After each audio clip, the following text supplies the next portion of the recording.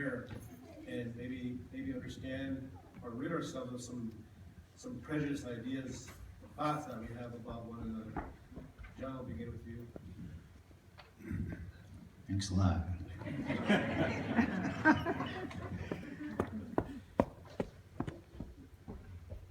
So I want to be honest and say I don't know, but I think that it's worth trying to find the answer. And I think it's worth having the dialogue and the conversation. And it begins like this, right? Instead of, tell you something about Lakota people. There was a prophecy a long time ago that Ikotomi, and to us Ikotomi is the trickster, was going to cast a worldwide web. I mean, they've been talking about that for generations. And what I know of social media is that Ikotomi had a good time this past year. So that's not going to work. It needs to be like this. It needs to be face-to-face, getting to know one another. So like the meetings that we've had with the governor, now we know each other. You know, the meetings we've had with PSC, now Julie and I know each other. Meetings we had with Shippo, now Fern and I know each other. And it's starting to get more, it doesn't even feel like business anymore. It's like, hey Julie, how you doing? Hey John, how are you? You know, sit down and have a discussion about something. And we're starting to accomplish things. We're starting to actually see real results. And something else I want to share with you is that this past June, our Dakota relatives from Minnesota gathered at Badote. And it's a very sacred place for our people at the confluence of the Minnesota and Mississippi River. And in particular, they met at Fort Snelling, because Fort Snelling has a real dark history with the Dakota people. And they wanted to work on something like this. You know, how do you get past the trauma? Because whether you realize it or not, the land remembers the trauma. The environment remembers the trauma. So that when you go back to it, it triggers that trauma again. Well, they decided to have face-to-face meetings. And the last thing they were going to do that evening is they wanted to play the Creators game. They wanted to play lacrosse. So that evening, they gathered in the courtyard of that fort and they played lacrosse.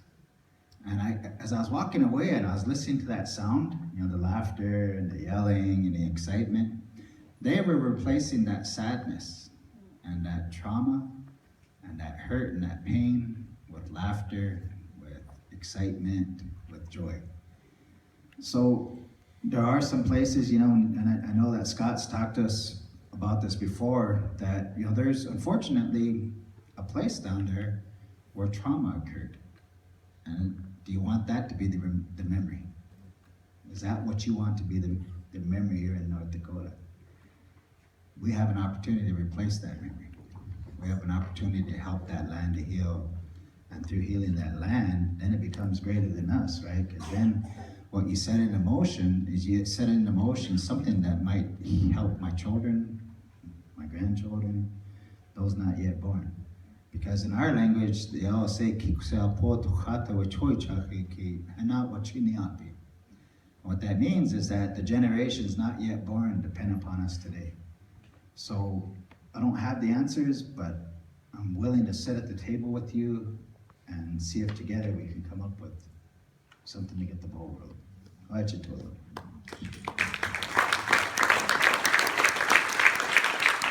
Real quickly, I just want to echo the previous panel. Chairman Archambault said something that resonated with me, that he has hope that government to government, we're going to be able to find solutions.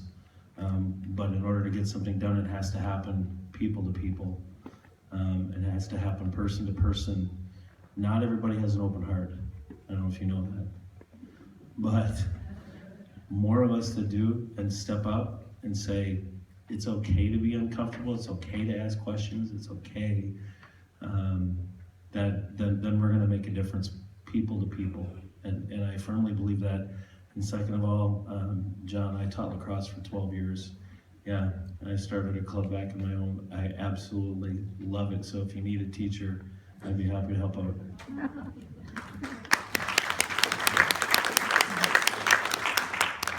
My answer will be somewhat different, and it will be based in economics, because my organization, our responsibility is to continue to advance the economy of Bismarck, Mandan, and the areas surrounding these two communities. And the single biggest challenge that we face right now is one of people. If we look in this community right now, there are more than 2,000 open jobs.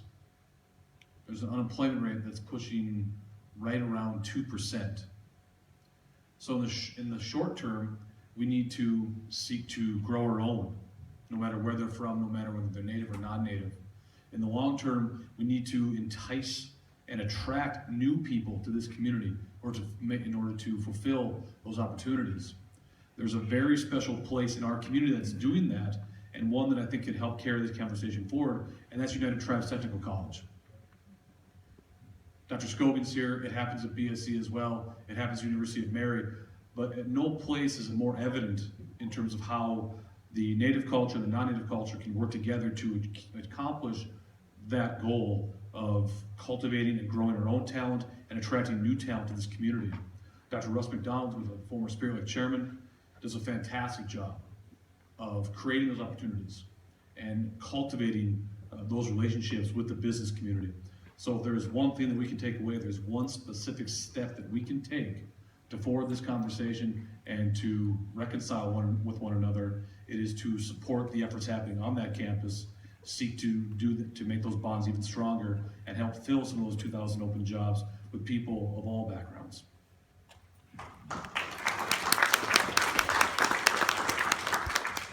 So I've thought about this quite a bit too. What is it going to take to move forward? And I think it's one word. It's going to take effort. It's not going to be. It's not something that's easy or that necessarily will happen just organically by itself. I think we have to look. Those of us that are elected leaders here, and Chairman Archambault and I think we're elected about the same time. And you were doing your introduction this morning talking about losing and graying hair. I think you got the better end of the deal on that, by the way. But it's going to take those of us that are elected, but also those person-to-person interactions as well.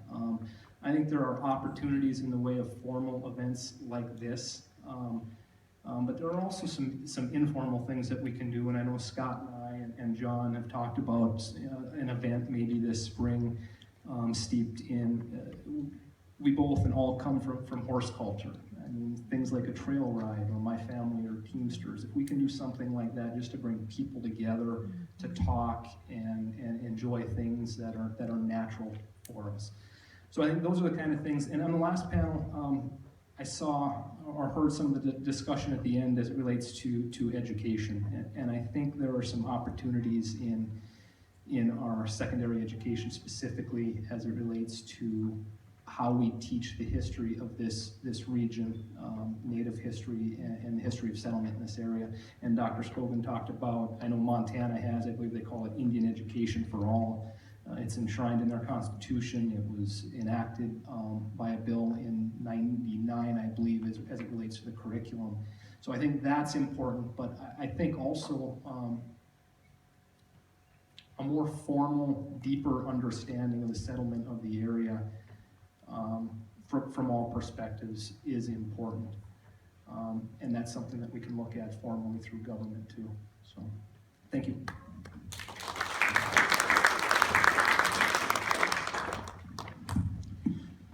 Quite obviously, I really don't have the answer.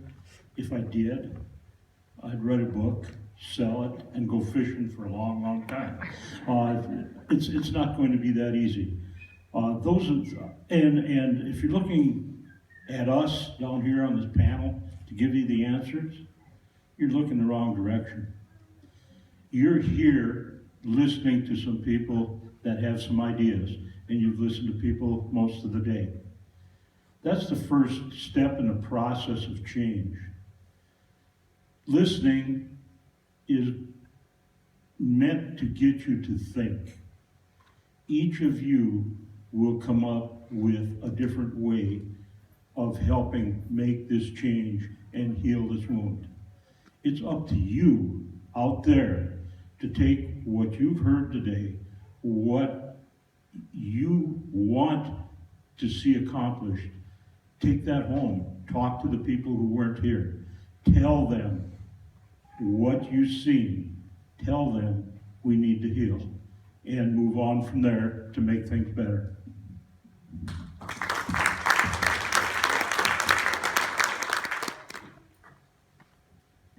Hello, okay. So I did this same thing, a panel discussion at Furman University in South Carolina about the same topic. My history teacher took four students to Furman University, that's his alma mater, to talk about the controversy of the Dakota Access Pipeline. And after our panel discussion, people were still hanging around outside the chapel, and they came up to us four high school students, and they were asking us questions that weren't on this sheet of paper. And one of the questions that I got was, how can we, there's this married couple, they said, how can we support you and your community? I'm a resident of Fort Yates, North Dakota. That's the headquarters of Standard Rock Sioux Tribe. And I said, there is no tangible way that you could support us. We don't want your money. We don't want your cars. We don't want the horses you will give us if you give us horses. But for me, I would like your time. I would like to build relationships from human to human and not just your money. Like we said earlier, natives don't get free money. To build relationships and to see each other as human and not as a skin color. Thank you.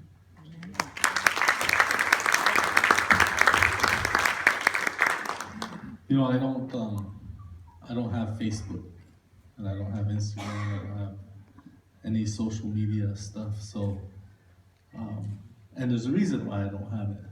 It's because, I think there's more harm done with it than good. There's good that comes from it, I agree, but at times, for myself personally, I would get caught up in the negative stuff rather than the positive stuff.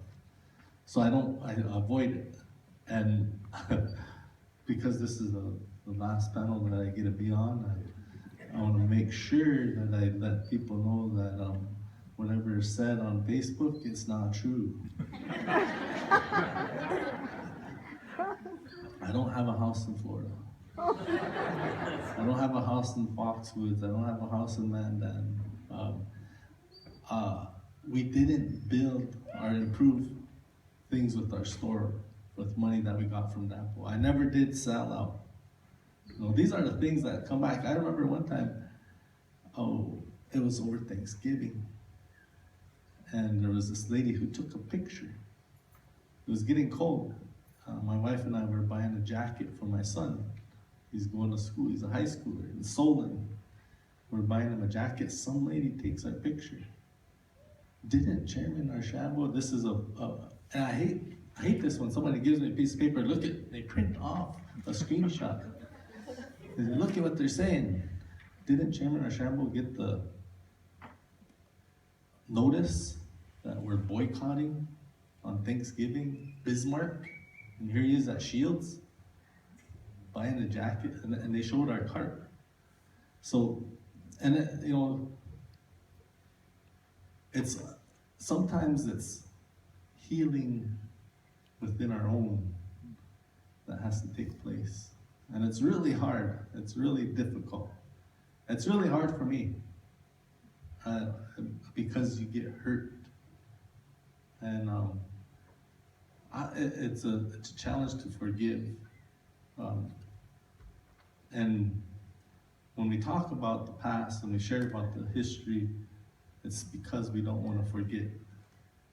We have to remember where we came from. We have to remember the sacrifices that our ancestors did so that we can be here. And then we don't forget, then we have to start forgiving and say, what is it going to look like? What should it look like? How can we move forward? And those are the questions that we need to start asking it, instead of why. Where do we want to go? And all of us can do that. And I, you know, there is no answer to that question, Scott, but it's going to take time.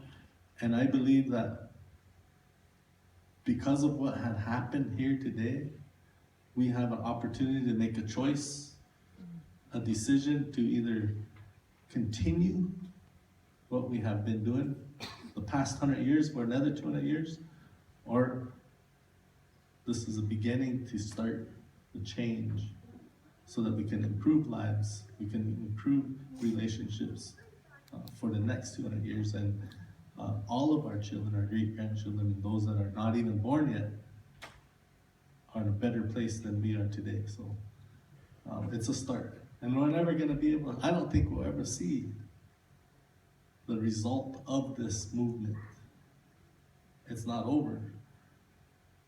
We're never gonna see it, probably not my lifetime, but 100 years from now, we're gonna look back and say, what happened? Huh. And then this might be the pivotal point in history. So we're fortunate to be here today and be thankful for what we have. What choice are we gonna make? Are we gonna try to make it better? Are we gonna continue down the path of resentment? It's up to us, each and every one of us. Amen.